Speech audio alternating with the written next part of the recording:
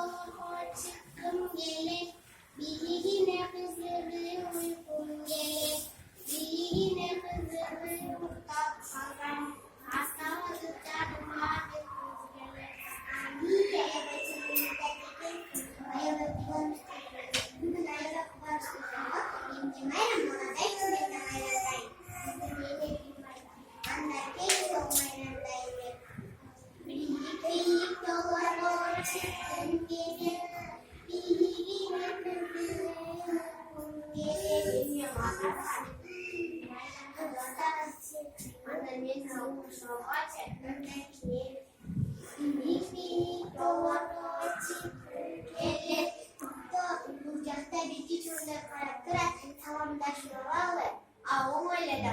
Привет! Андай меску, я саламдаш керек.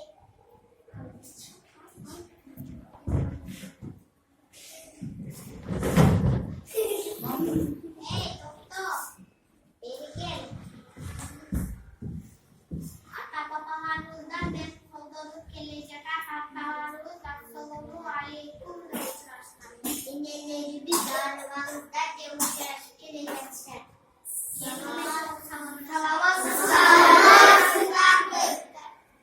Ооба балдар, туура айтасыңар. Кыргыз тили ушундай улуу тил.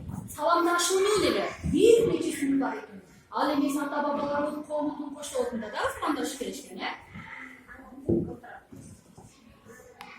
Assalamualaikum.